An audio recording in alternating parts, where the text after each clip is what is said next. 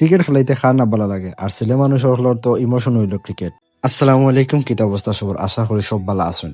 তো আজকে যাই আর কি ক্রিকেট খেলাত, আজকে একটা ফ্রেন্ডলি ম্যাচ হইতো আমার বাইক না ইফতে তাই ফ্রেন্ডলি ম্যাচ একটা রাখছেন। তো আমরা ইনভাইট করছেন, আমি মাহিম আমরা বাড়িতে যাই। আর খেলাটা হইল আমরা বড়লেখার পিসি হাই স্কুল মাঠও উপস্থিত আর তোরা বাদেও দেখা যায় দু টিমের প্লেয়ার আইছেন। আর এর মাঝে গিয়া দু টিমের ক্যাপ্টেনের টস পর্ব শেষ করলা তারা।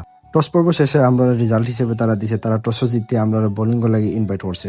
তো আমরা বোলিং লাগি সব রেডি হয়ে গেলাম। একটু মন খারাপ আছে সবার খেয়াল আছিল যে আমরা ব্যাটিং ফার্স্ট করতাম। তো সকালকে সময় আছে যার কারণে একটু রোদও বেশি আছিল, বোলিং করতে সবারও কষ্ট হয়েছে। বহুত দিন বাদে খেলা যাওয়ার কারণে বোলিং করতে বাক্কা কষ্ট হয়েছে। তো আমার বেশ বোলিং করা লাগছে না, কারণ আমরা টিমে বোলার হল আসলা। এর বাদেও আমার 1 ওভার দেওয়া হয়েছে। তো 1 ওভারে আমি আলহামদুলিল্লাহ 4 রান দিয়া একটা উইকেট নিতাম পারছি।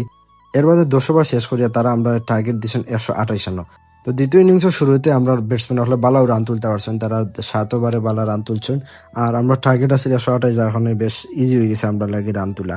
এর মধ্যে কইলাম আজকে যেহেতু আইছি তাই একটু ব্যাটিং করিলাই। ব্যাটিং আমি আর আগে উঠছি না, কারণ ওনার ব্যাটসম্যান হল তারা আগেও আসতা, তারা ব্যাটিং করতা।